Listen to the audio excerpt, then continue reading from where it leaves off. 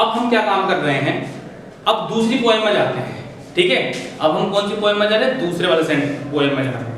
ध्यान समझिएगा। अब हम दूसरी पोएम कौन सी थी हमारी, दूसरी वाली पोएम थी हमारी द लेबरन टॉप। द लेबरन टॉप थी ना हमारी पोएम, उसमें हम जा रहे हैं। अब द लेबरन टॉप में आप जाएंगे, ठीक है, इसको एक पेज पे करना है, दूसरे पेज पर यानी दूसरे वाले पेज पर आप क्या काम करेंगे, द लेबरन टॉप जो पढ़ाई गई थी वहां पहुंचेंगे। वहां पहुंचने के बाद शुरू के दो शब्द लिखेंगे। क्या लिखेंगे, शुरू के दो शब्द, और फिर क्या लिखेंगे, बाद के दो शब्द। द लेबरन टॉप में जाने के बाद, ध्यान सुनिएगा, द लेबरन टॉप वाली पोएम में जाने के बाद आप शुरू के दो शब्द लिखेंगे, डैश डैश डैश डैश करेंगे, और बाद के दो शब्द लिखेंगे द लेबरन टॉप वाली जो पोएम है। ठीक है, फिर वही वाली बात, पहचान उसको आप बहुत आराम से लोगे, ट्री का जिक्र आ रहा होगा और चिड़े का जिक्र आ रहा होगा। आप इसका रेफरेंस लिखेंगे। ठीक है, इसका रेफरेंस लिखने के बाद these lines have been taken from the poem, ये फोटोग्राफ नहीं है, ये फोटोग्राफ को हम हटा लेंगे, ब्लैक पेन वाली चीज इसको हटा दी है। और पोएट कंपोज बाय, ये भी नहीं है, इसके जब पोएम ये नहीं है तो पोएट भी ये नहीं होंगे। ठीक है, इसकी जो पोएट मतलब पोएम का नाम है वो है आपका द लेबरन टॉप, द LABURNTOP,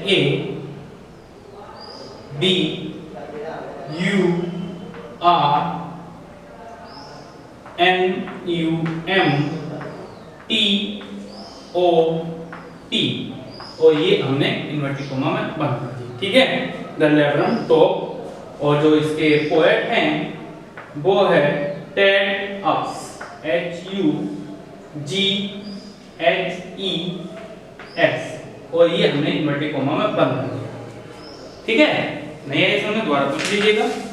पहले वो दूसरी वाली थी, वो जो पोएम थी वो दूसरी वाली थी, वो पहली वाली थी या दूसरी वाली है, उसमें हमने शुरू के दो शब्द दूसरे लिखे थे, आपके दो शब्द दूसरे लिखने हैं पोएम के हिसाब से। या तो प्लेलिस्ट में जाकर के लिखिएगा या फिर आपने नोट्स बना रखे हो वहां से लिखिएगा, मुझे नहीं पता कहां से लिखेंगे, क्योंकि आप लिखेंगे हर बात में थोड़ा लिखूंगा, मुझे क्या पता चला आप पिछली वीडियो देख रहे हैं, पिछली वीडियो देखेंगे तो आपको पता चलेगा जब आप नोट्स बनाओगे। तो जो बच्चा ये काम करके लाएगा इसका मतलब पिछली वीडियो देख रहा है, जो इसका कंप्लीट करके लाएगा बाद में। ठीक है, अपना वर्क जो कंप्लीट करेगा इसका मतलब पिछली वीडियो देख रहा है, जब तो उसने मेहनत करके इन शब्दों को लिखा है और हमने नोट्स भी बनाए हैं। ठीक है, तो फिर हमने रेफरेंस लिख दिया, रेफरेंस हमारा बिल्कुल तैयार हो गया। ठीक है, ये रेफरेंस हमारा तैयार होने के बाद अब इसका हम कॉन्टेक्स्ट लिखेंगे।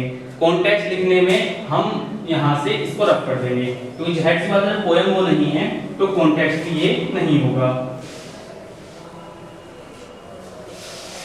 ठीक, इसको हमने यहाँ से रफ कर दिया।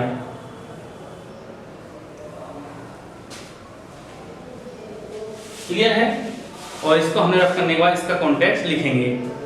In these lines the poet shows the qualities, main qualities लिखिएगा, मुख्य qualities of the lemon tea,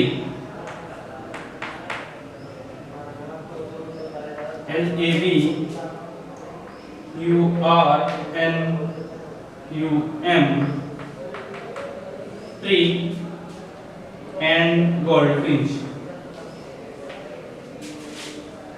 Goldfinch as the symbol of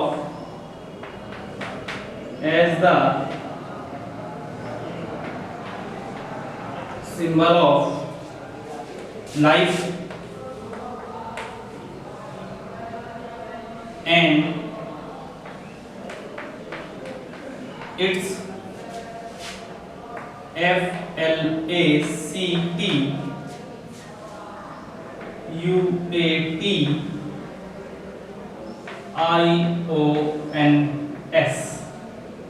ठीक है,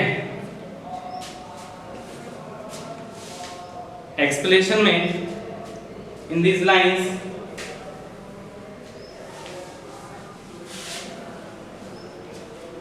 फिर एक्सप्लेनेशन लिखेंगे एक लाइन छोड़ के। The poet has used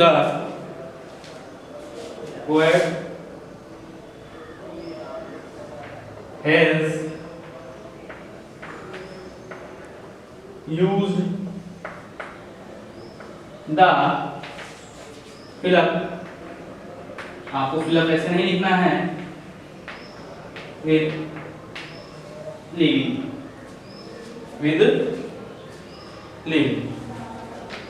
clear है? कोई दिक्कत? चलिएगा, ध्यान समझिएगा, ठीक है। अब आपको समझा देता हूं आपको क्या काम करना है। पहले तो वही जैसे हमने पिछली उसमें किया था, पिछली वीडियो में हमने जैसे किया है, सेम टू सेम वही प्रोसीजर है। पिछली वीडियो का मतलब इसी वीडियो में जो 10 मिनट की पिछली वीडियो थी उसमें जो हमने किया है, हमने कैसे लिखा है कि in this line the poet, हमने पहले शुरू के 2 शब्द लिखे थे उस वाले जो नोट्स बनाए थे। इसमें अगली पोएम हमारी द लेब्रांटोप है ना, द लेब्रांटोप लिख लिया और टेक्स्ट लिख लिया। पहचानना बहुत आसान तरीका है, उसमें ट्री का जिक्र आ रहा होगा, है ना। फिर हमने कॉन्टेक्स्ट लिख दिया। कॉन्टेक्स्ट में भी कोई वर्ड बाहर नहीं है जिसका आपको हिंदी में बताया जाए, क्योंकि ये सब आपके सेंट्रल आइडिया से ही लिए गए हैं। क्लियर है? तो आपको सारे वर्ड्स वहां पर लिखे गए हैं। क्लियर है? आगे जब हम बात करते हैं एक्सप्लेनेशन की, ठीक है, एक्सप्लेनेशन में हमने बात करी तो हमने लिखा in this lines the poet has used the, तो आपने सेंट्रल आइडिया में जाइएगा, द लेब्रांटोप के सेंट्रल आइडिया में जाइएगा। ठीक है, वहां पर जाने के बाद आप चेक कीजिएगा, ठीक है। जब आप वहां पर पहुंच जाएं तो आप चेक कीजिएगा कि ये शब्द जो है या नहीं सेंट्रल आइडिया में। ठीक है, अपने सेंट्रल आइडिया में जाने के बाद ये सब चेक कीजिएगा। दूसरी लाइन में होगा, दूसरी या तीसरी लाइन में होगा यहाँ पे the poet has used the poet had used the, ठीक है। और 1-2 मिनट बस, है ना, the poet has used the, 1-2 minute समझ लीजिएगा, समझ आ जाएगा ध्यान से। The poet has used the होगा सेंट्रल आइडिया में, फिर सारा लिख दीजिएगा सेंट्रल आइडिया यहाँ पे, जहां से यहाँ से, ये ना कि शुरू की लाइन में लिख रहे हैं ना, तो ये है तो विद लिंक, कहां था, लास्ट में। तो आपका क्या बन गया, ये एक्सप्लेनेशन बन गया। यानी आपने संदर्भ भी लिख लिया, प्रसंग भी लिख लिया और आपने व्याख्या भी लिख ली। दोबारा समझ लीजिएगा, आपने संदर्भ भी लिख लिया, प्रसंग भी लिख लिया और व्याख्या भी आपने लिख ली। क्लियर है? यहां तक आपको कोई दिक्कत आई? सही है? तो अच्छी तरह से आई होप आप आराम से नोट्स बनाएंगे, साफ नोट्स बनाएंगे और आपको मेरी बात समझ में आई होगी कि किस तरह से आप नोट्स बना रहे हैं।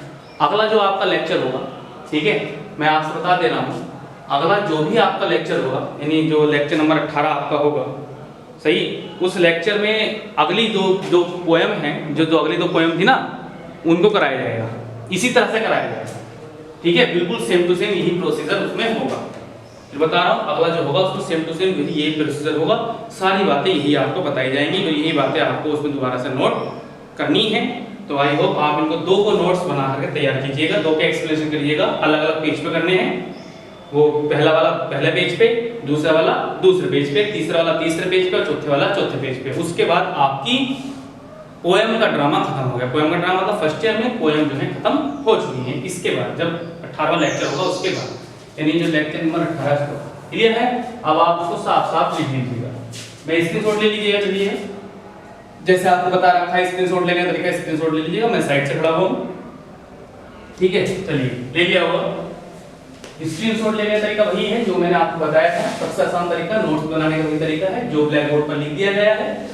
बस समझिएगा कि ये डैश डैश 0 क्यों बन रहे हैं, डैश डैश क्यों लग रहा है, हर चीज को समझते चले जाइएगा कि 0 क्यों लग रहा है, भाई डैश क्यों लगाए हैं, क्या कारण है 0 लगाने का, क्या कारण है डैश लगाने का, इसीलिए सब बातें समझाई जाती हैं। मान लीजिएगा आपको हमने नोट्स बनाकर दे दिए, ठीक है, हमने आपको नोट्स बना करके दे दिए, ठीक है, हमने आपको नोट्स बना करके दे दिए और हमने आपको नोट्स बना कर देने के बाद आपने क्या काम करा, आपने समझी थोड़ी ना वीडियो, आपने कोई वीडियो नहीं समझी, किस तरह से एक्सप्रेशन करते हैं, किस तरह से कैसे कंटेंट लिखा जाता है, किस तरह से एक्सप्रेशन होता है। आपने तो सारे के सारे कॉपी ली और छाप दिया, हमने भी मेहनत किया, आपने मेहनत की, लेकिन मजा नहीं आया उसमें। तो इसलिए मैं कभी PDF नहीं भेजता, क्योंकि हर PDF में आपको काम देता हूँ। अब लेक्चर नंबर 18 में